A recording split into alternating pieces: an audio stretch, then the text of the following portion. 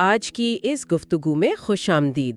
آج ہم deal Carnegie کی مشہور زمانہ کتاب لوگوں کو دوست بنانے اور متاثر کرنے کا طریقہ کے کچھ بہت ہی خاص اقتباسات پر بات کر رہے ہیں۔ جی بالکل۔ اور خاص طور پر ہم آپ کی ایک بڑے طاقتور اصول کو سمجھنے کی کوشش کریں گے، چیلنج پیش کرنے کی صلاحیت۔ چیلنج دینا، یہ واقعی ایک دلچسپ نکتہ ہے۔ جی، ہمارے پاس کتاب کے کچھ ایسے حصے ہیں جن میں حقیقی زندگی کے مثالیں ہیں جو یہ بتاتی ہیں کہ کیسے مقابلہ کرنے اور دوسروں سے آگے بڑھنے کی جو انسانی خواہش ہے نا، ہاں وہ جو ایک فطری جذبہ ہوتا ہے، بالکل، وہ کس طرح لوگوں میں زبردست تحریک پیدا کر سکتی ہے۔ صحیح۔ تو آج کی اس گفتگو کا مقصد یہی سمجھنا ہے کہ ایک چیلنج اگر صحیح طریقے سے پیش کیا جائے تو کیسے لوگوں کی بہترین صلاحیتوں کو باہر لا سکتا ہے۔ اور یہ صرف کام کی جگہ پر ہی نہیں ہے نا؟ نہیں، ہر جگہ۔ ہم دیکھیں گے کہ یہ کاروباری دنیا سے لے کر سیاست تک اور یہاں تک کہ ذاتی ترقی میں کیسے کام آتا ہے۔ چلیں اس میں ذرا گہرائی میں اترتے ہیں۔ ضرور۔ تو آئیے شروعات کرتے ہیں چارلز شواب کی ایک بڑی دلچسپ کہانی سے۔ شواب وہ جو سٹیل کمپنی کے مالک تھے، جی مشہور شخصیت ہیں۔ ان کی ایک مل تھی، تو وہاں کے مینیجر کو اپنے ورکرز سے پیداوار کا جو ہدف تھا وہ پورا کروانے میں بہت مشکل پیش آ رہی تھی۔ اچھا، ورکرز کام نہیں کر رہے تھے ٹھیک سے؟ ہاں، کچھ ایسا ہی۔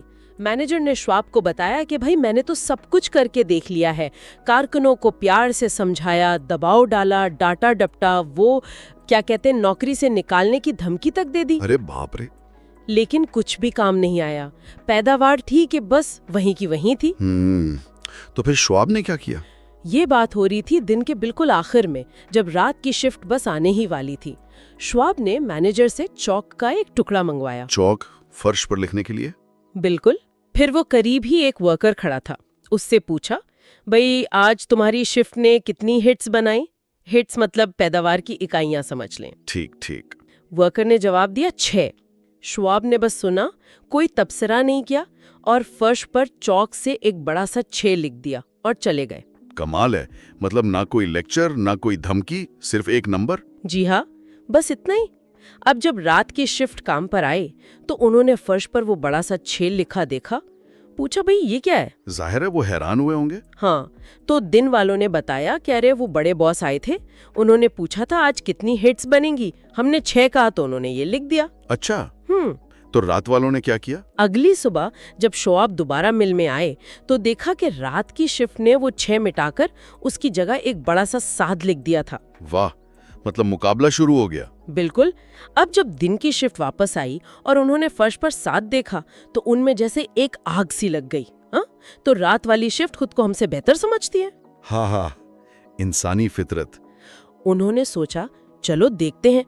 اس دن پوری ٹیم نے غیر معمولی جوش سے کام کیا اور جب وہ رات کو گھر گئے تو فرش پر ایک بہت بڑا شان سے لکھا ہوا 10 چھوڑ کر گئے۔ 10؟ 6 اور 7 سے سیدھا 10؟ جی ہاں، یہاں سے پیداوار میں ڈرامائی اضافہ شروع ہوا اور جلد ہی وہ مل جو پہلے سب سے پیچھے تھی وہ پورے پلانٹ میں سب سے زیادہ پیداوار دینے والی مل بن گئی۔ سبحان اللہ! تو یہ تھا شواب کا طریقہ، بغیر کچھ کہے صرف ایک چیلنج پھینک دیا انہوں نے۔ تو اس کامیابی کے پیچھے کیا راز تھا پھر؟ دیکھیں، یہاں سب سے اہم بات شواب کا طریقہ کار ہے۔ انہوں نے کوئی حکم نہیں دیا، سزا نہیں دی، یہاں تک کہ زیادہ پیسے کا لالچ بھی نہیں دیا۔ صحیح۔ انہوں نے صرف مقابلے کی ایک فضا بنا دی۔ شواب نے خود بعد میں کہا تھا، اور یہ بڑی پتے کی بات ہے، کام کروانے کا بہترین طریقہ مقابلہ پیدا کرنا ہے۔ اور وہ واضح کرتے ہیں کہ میرا پیسے کے لالچ والا مقابلہ نہیں، بلکہ سبقت لے جانے کی خواہش، جیتنے کی لگن والا مقابلہ ہے۔ شواب نے پیسے کے بجائے انسانی نفسیات کی ایک گہری رگ کو چھیڑا۔ وہ جیتنے کی خواہش، جی، وہ سبقت لے جانے کی خواہش، وہ چیلنج جو شواب نے بس خاموشی سے پیش کر دیا، اس نے لوگوں کی جو فطری امنگ ہوتی ہے نا، کچھ کر دکھانے کی، اسے جگا دیا۔ یہ صرف پیسے کی بات نہیں ہے۔ بالکل نہیں، یہ اپنی قابلیت ثابت کرنے، اپنی صلاحیت دکھانے اور اور جیتنے کی جو انسانی ضرورت ہے اس کے بارے میں۔ یہ ہماری نفسیات میں بہت گہرائی تک ہے۔ اور جیسا آپ نے پہلے کہا، یہ اصول صرف فیکٹری تک تو محدود نہیں ہے نا؟ تھیوڈور روزویلٹ والی مثال تو کمال کی ہے۔ ارے ہاں، وہ تو بہت زبردست ہے، بتائیے نا ذرا۔ جب وہ کیوبا میں جنگ لڑ کر واپس آئے اور انہیں نیو یارک کے گورنر کے لیے نامزد کیا گیا تو ان کے جو مخالفین تھے انہوں نے اعتراض اٹھا دیا کہ بھائی یہ تو قانونی طور پر ریاست کے رہائشی ہی نہیں ہے۔ اوہو، یہ تو بڑا مسئلہ ہو گیا ہوگا۔ جی، روزویلٹ اس پر کافی پریشان ہوئے اور وہ تو تقریباً انتخاب سے دستبردار ہونے کا سوچ ہی رہے تھے۔ اچھا، اتنے بڑے لیڈر؟ ہاں، تب امریکی سینیٹر تھے تھامس کولیئر پلیٹ، وہ روزویلٹ کے حامی تھے۔ انہوں نے انہیں چیلنج کیا۔ کیسے؟ وہ اچانک روزویلٹ کی طرف مڑے اور ایک گونجدار اونچی آواز میں کہا، کیا سان خوان ہل کا ہیرو ایک بزدل ہے؟ اوہ، کیا بات کہی، سیدھا دل پر لگنے والی۔ بالکل، یہ الفاظ تیر کی طرح روزویلٹ کو لگے۔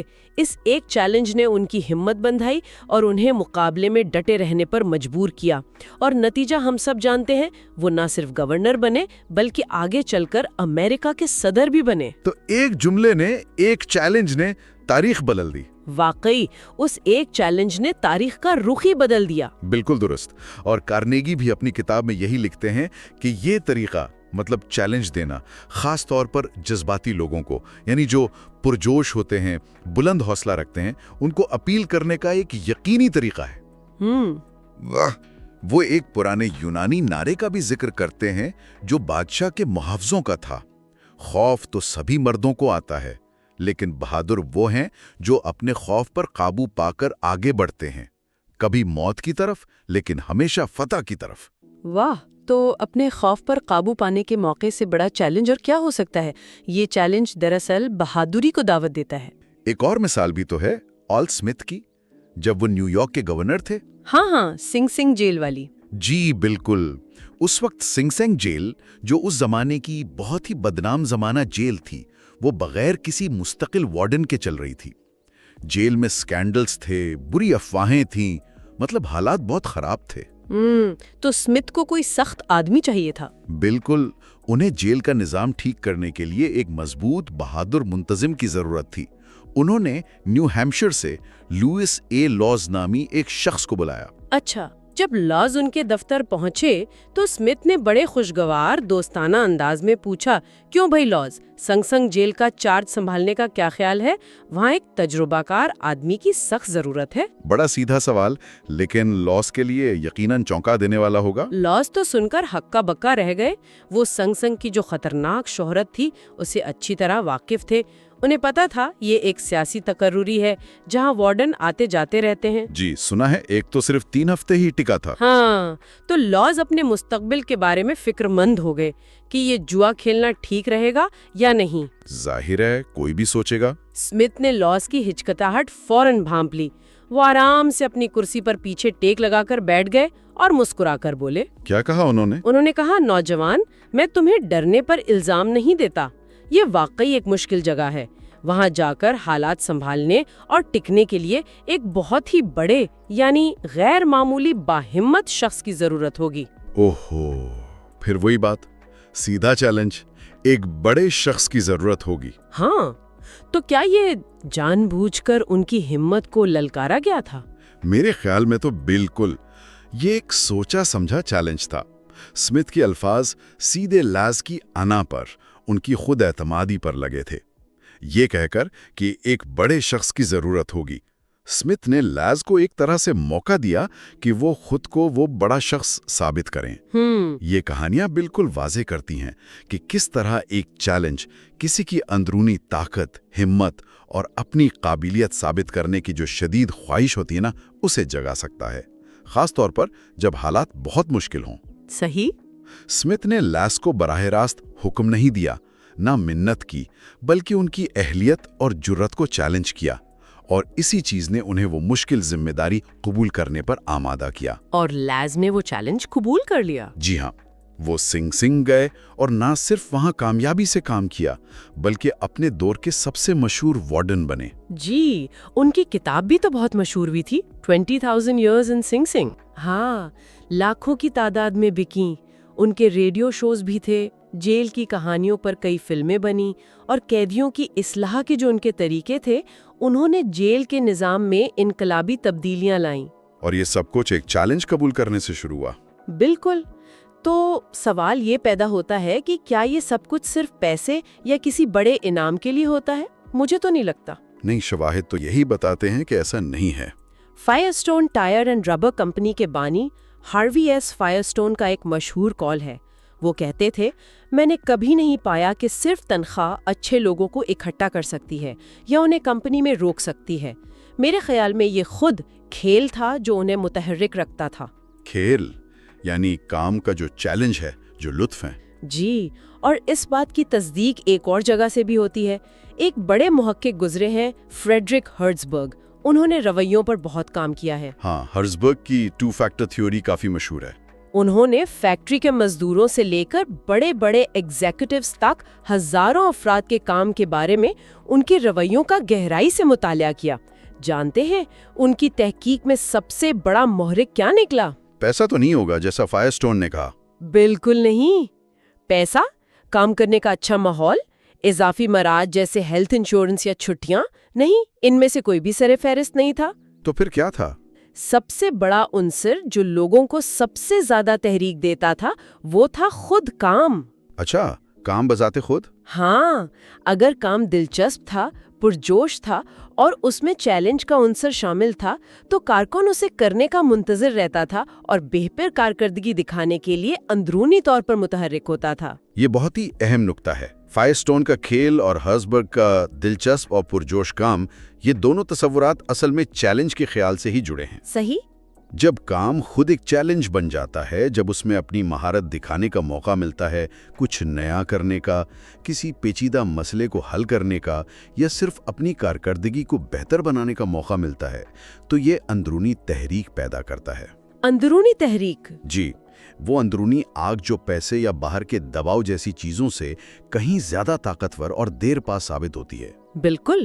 یہی وہ چیزیں جو ہر کامیاب انسان کو پسند ہے۔ کھیل کا لطف، اپنی صلاحیتوں کے اظہار کا موقع، خود کو ثابت کرنے کا موقع، دوسروں سے آگے بڑھنے کا موقع، جیتنے کا موقع۔ یہی وہ جذبہ ہے جو لوگوں کو میراتھن میں دوڑنے پر، کھیلوں کے مقابلوں میں حصہ لینے پر، یا بھئی یہاں تک کہ پائی کھانے جیسے مقابلوں میں بھی شرکت پر اکساتا ہے۔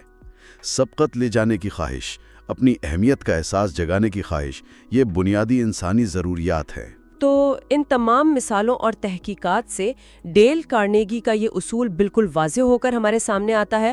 اصول نمبر 12، ایک چیلنج پیش کریں۔ جی بالکل، اور یہ سمجھنا بھی اہم ہے کہ یہ اصول کارنیگی کے جو لوگوں کو اپنی سوچ کی طرف لانے یا انہیں قائل کرنے کا ایک پورا نظام ہے نا، اس کا حصہ ہے۔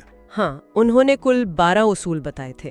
جی، دوسرے اصول بھی بہت اہم ہیں، جیسے بحث سے بچنا، دوسروں کی رائے کا احترام کرنا، ان کے نقطہ نظر سے دیکھنے کی کوشش کرنا، دوستانہ رویہ اپنانا، یہ سب تعلقات بنانے اور افہام و تفہیم کے لیے ضروری ہیں۔ صحیح۔ لیکن یہ 12واں اصول، چیلنج پیش کریں، یہ اپنی نوعیت میں ذرا مختلف ہے۔ یہ براہ راست انسانی فطرت کے اس طاقتور پہلو کو، مطلب اس حصے کو ٹارگٹ کرتا ہے جو مقابلہ کرنا چاہتا ہے، خود کو منوانا چاہتا ہے اور جیتنا چاہتا ہے۔ تو یہ نرمی سے قائل کرنے کے بجائے جوش دلانے کا طریقہ ہے۔ بالکل، یہ لوگوں کے اندر ایک جوش اور ولولہ پیدا کرنے کا طریقہ ہے۔ یہ ایک طرح سے عمل کی دعوت ہے، ایکشن کال ہے۔ تو آج کی اس تفصیلی گفتگو کا خلاصہ ہم یہ کر سکتے ہیں کہ لوگوں کو متحرک کرنے، ان میں جوش و جذبہ پیدا کرنے کا ایک انتہائی مؤثر طریقہ انہیں ایک چیلنج پیش کرنا ہے۔ جی، چارلز شواب کی فیکٹری سے لے کر تھیوڈور روزویلٹ کی سیاسی زندگی اور آل اسمتھ کی جانب سے لیوس لاگز کو دی گئی للکار تک، تمام مثالیں یہی دکھاتی ہیں کہ سبقت لے جانے کی خواہش اور کھیل کا لطف اکثر پیسے، مراعات یا دھمکیوں سے کہیں زیادہ طاقتور محرک ثابت ہو سکتا ہے۔ اور یہ ہر جگہ لاگو ہوتا ہے؟ بالکل، یہ اصول کام کی جگہ، سیاست، تعلیم اور ذاتی ترقی سمیت زندگی کے تقریباً ہر شعبے میں کارآمد ہو سکتا ہے۔ اور آخر میں ایک سوچنے کی بات چھوڑ جاتے ہیں سامعین کے لیے۔ جی ضرور۔ یہ جاننے کے بعد کہ چیلنج پیش کرنا کتنا مؤثر ثابت ہو سکتا ہے، یہ سوچا جا سکتا ہے کہ ہم اس اصول کو اپنی روزمرہ زندگی میں دوسروں کو یا شاید کبھی کبھی خود کو پازیٹیو طور پر متحرک کرنے کے لیے کیسے استعمال کر سکتے ہیں۔ اچھا سوال ہے۔ وہ کون سے موقع ہیں جہاں مقابلے یا سبقت میں جانے کی جو یہ فطری خواہش ہے اسے تعمیری انداز میں پازیٹیو طریقے سے استعمال کیا جا سکتا ہے؟ مطلب منفی مقابلے بازی سے بچتے ہوئے؟ بالکل۔